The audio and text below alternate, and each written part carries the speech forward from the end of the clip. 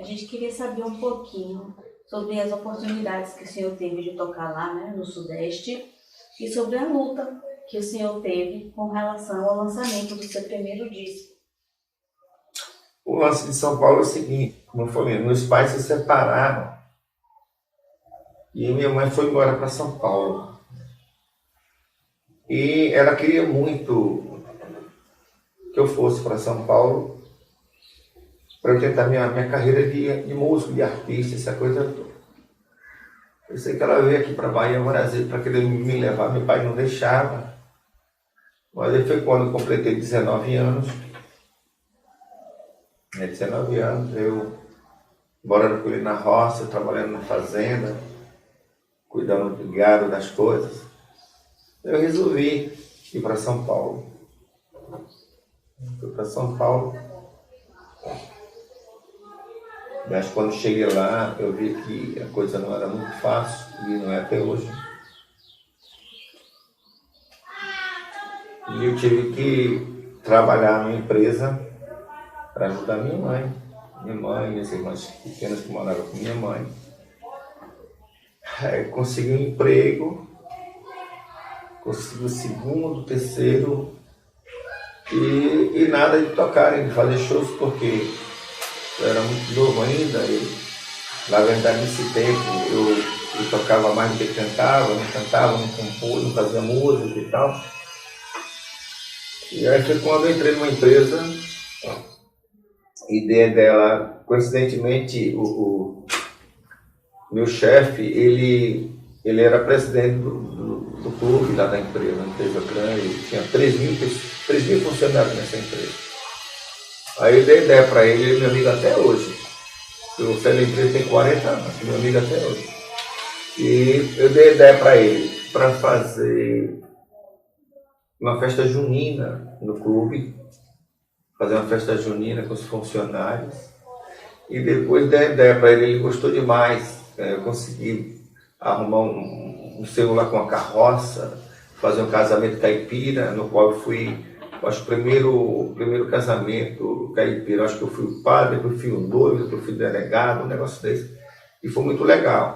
Aí a partir daí, eu dei para ganhar as mãos fazer um festival aqui de música, rapaz, juntar as 3 fábricas, 2 em São Paulo e uma americana. E aí, resultado, ele fez esse festival. E nesse festival foi a primeira oportunidade grande que eu tive. Minha mãe já tinha me levado no programa de Silvio Santos, que eu acho que era ainda outra empresa, essa empresa de chat.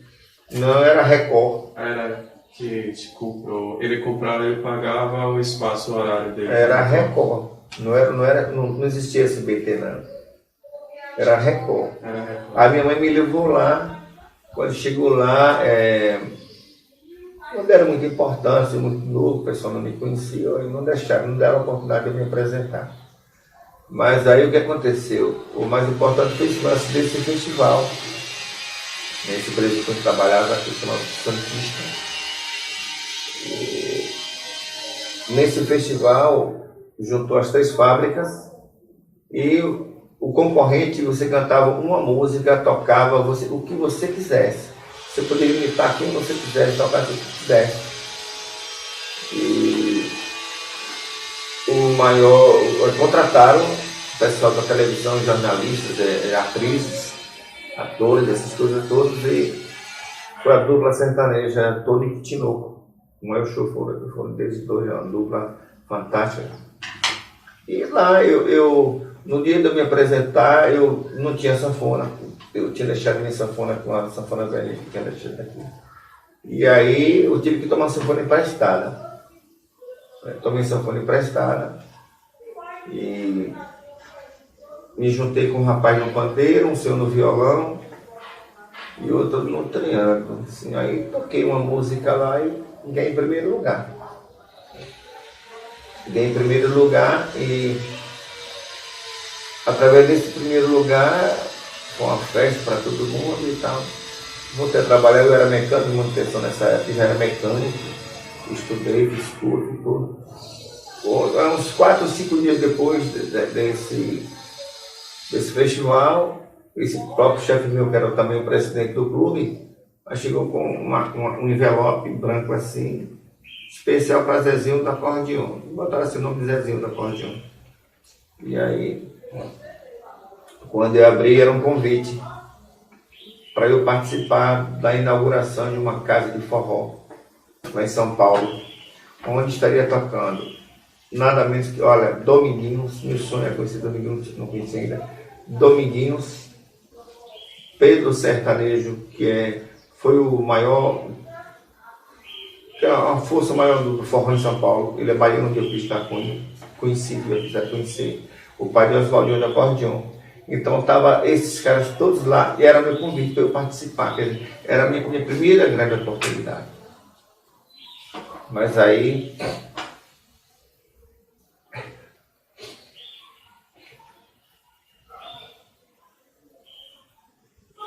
eu trabalhava, eu tinha um bom salário, eu queria ajudar muito minha mãe para viver uma vida feliz, uma vida boa. Então, pedi ao meu chefe lá, poxa, uma vez eu passei do lado de trocar, botar um mecânico no meu lugar, para eu trabalhava de noite, dia de sábado, de segunda a sábado, só folgar dia de domingo. Eu pedi para ele, para, se possível, trocar, para botar outro no meu lugar, para eu participar. Ele disse, olha, Zezinho, você corre o risco de perder seu emprego e tal. Eu fiquei preocupado. O resultado é que eu não participei, não fui. Então, a partir daí, eu já fiquei muito revoltado. Eu, na verdade, não estava feliz lá, não estava bem feliz em São Paulo. Pronto, aí eu vi, sabe, eu vou voltar para a minha Bahia. Aí eu abri um processo contra a empresa também, porque eu era mecânico, manutenção. Eu recebi salário de meio oficial mecânico, né, bem abaixo do valor real. Ganhei a questão, eles aproveitaram e me mandaram embora. Eu peguei e vim embora. Você sabe, meu lugar é a Bahia. Isso há 40 anos certinho, estou fazendo agora, fiz agora em fevereiro. Me mandaram embora.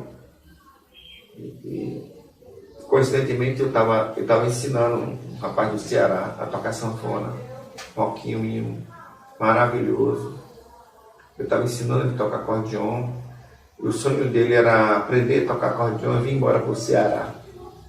Aí foi quando o Roquinho comprou uma sanfona, comprou um zabumba, comprou um triângulo, um pandeiro, caixas de som, microfone, quer dizer, comprou praticamente comprou uma banda. Aos domingos, que era o tempo que podia, só tinha folga de domingo.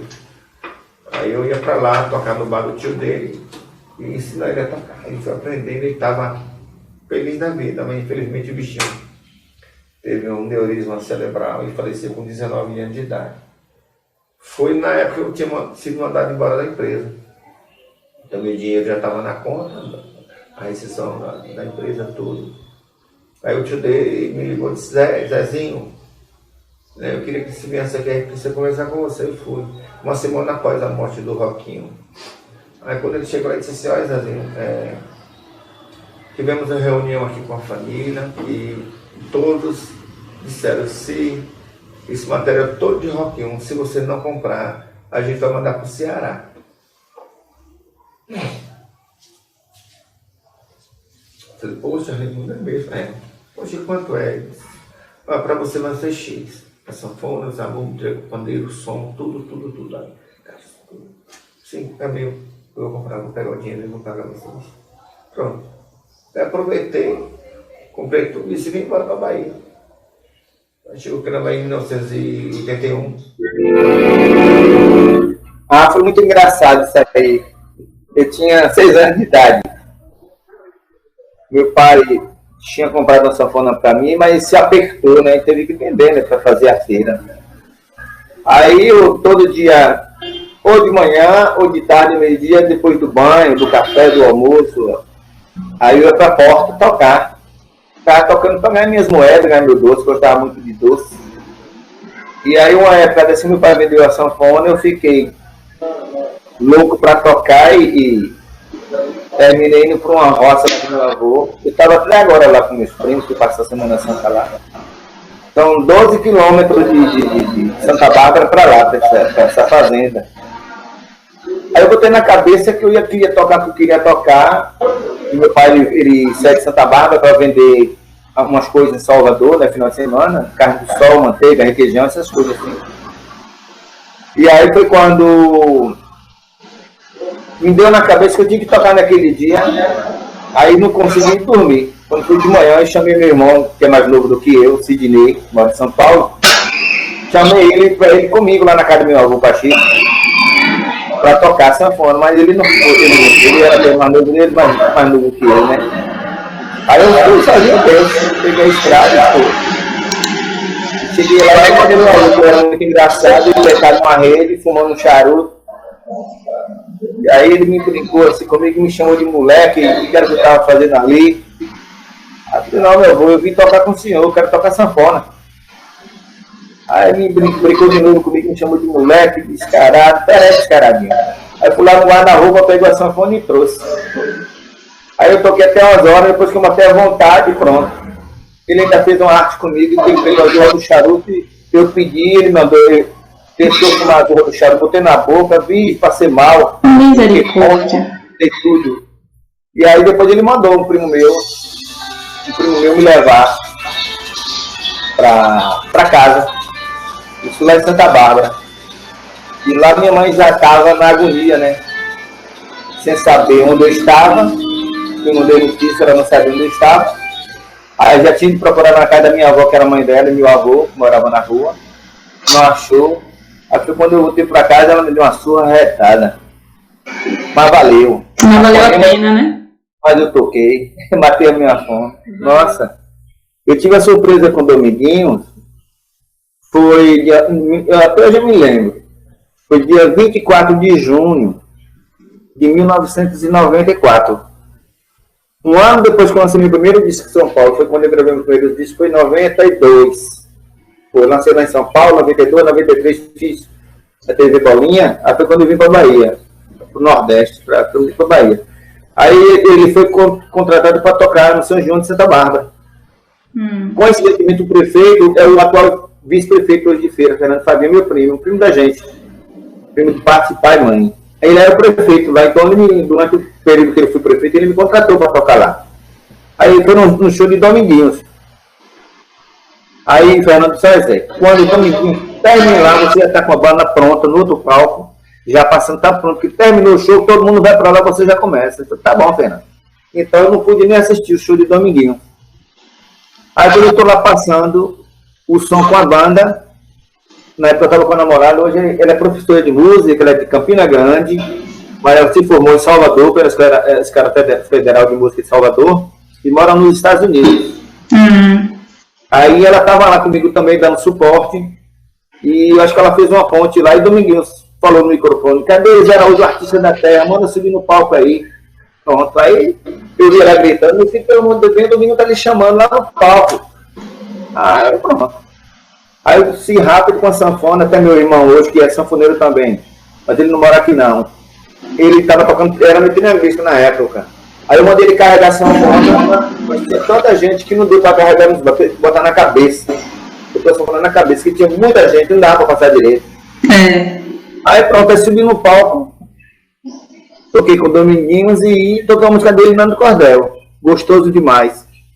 Tô com saudade de tu, meu desejo. Aí eu cantei essa música.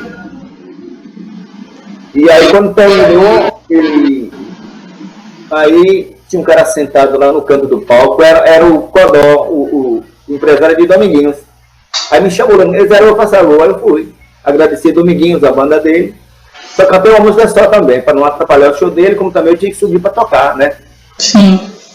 Aí esse rapaz, quando eu disse, hoje estamos aqui, parabéns, gostei do seu trabalho, me deu um cartão. Eu sou empresário de Dominguinhos, quer dizer, eu conheci ele de nome. E você vai participar do projeto Asa Branca com Dominguinhos, viu? Eu falei, muito obrigado. Pode ligar, tinha no cartão, tinha o número dos dois, Dominguinhos e o Codó. Aí fiquei na linha retada. Depois que passou o São João, eu liguei. Aí liguei pro Dominguinhos. Os Dominguinhos estavam em Brasília fazendo show.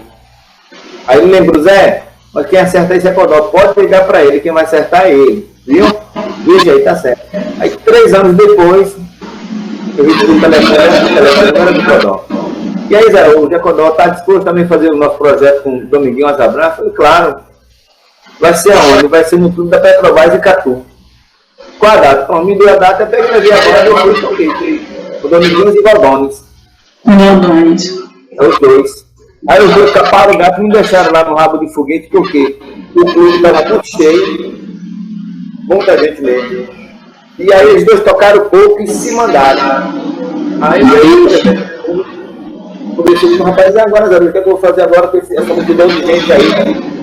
Só para você para me salvar. Eu falei, pô, bicho, mas o horário que ele aceitou para tocar, eu já toquei. Eu não tenho preguiça de tocar mesmo. Não, por mim tudo bem. Aí da banda, porque eu levei uma banda, sabe? Só o músico, um guitarrista, foi que achou ruim.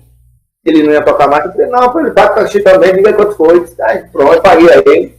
Aí subi no palco, tocamos até umas horas. E foi em 90.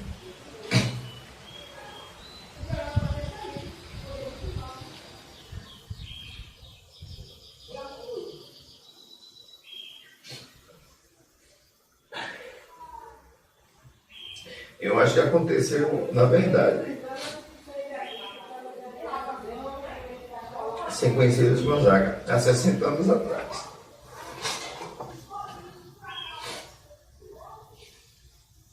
Quando eu peguei uma sanfoninha dessa, em 4 baixos, que toquei Asa Branca, de Luiz Gonzaga e Humberto Teixeira. Quer dizer, eu acho que eu não tinha nem 4 anos ainda de idade e toquei Asa Branca, mas há 60 anos atrás. Mas meu sonho era conhecido pessoalmente, né? Era conhecido pessoalmente. E isso durou 9 anos que eu conheci ele pessoalmente. Né? Foi quando, em 1971, exato 50 anos, né? Meus pais se separaram, a gente morava em Salvador. O meu pai mandou que eu fosse morar com um tio meu lá em Pau Brasil, no sul da Bahia. E a gente já tocava. E lá Luiz Gonzaga foi fazer um show no cinema. Cinema Santa Rosa. Cinema Santa Rosa, do nosso querido Curim. E nesse dia foi um rebuliço na cidade, porque eu já com 13 anos eu tocava em festas, né, e dava alegria às pessoas na cidade, nas roças, nos matos. E o pessoal queria que eu tocasse com ele, com o Luiz Gonzaga. Eu falei, como é que eu vou tocar? Ele não me conhece e tal. Aí eu fui pro show, né? Fui para um show, meu tio era um funcionário da prefeitura, tinha acesso às coisas lá, na verdade. E aí foi quando eu fiquei na emoção tão grande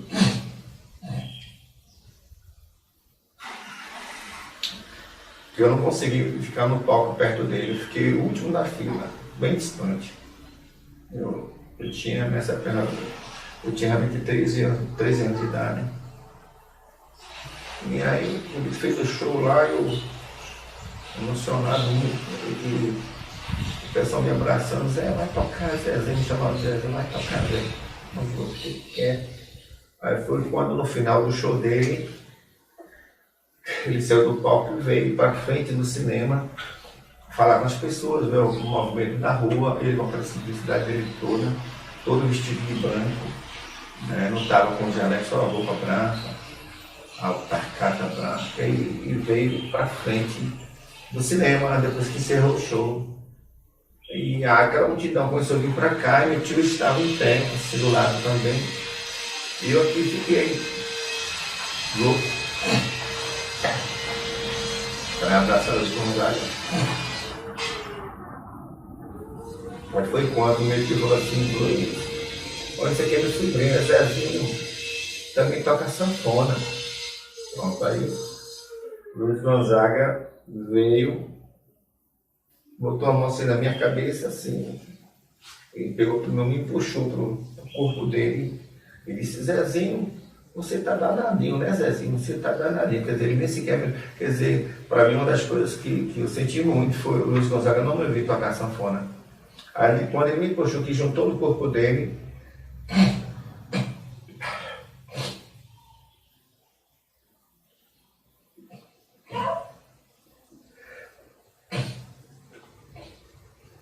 caí em pranto.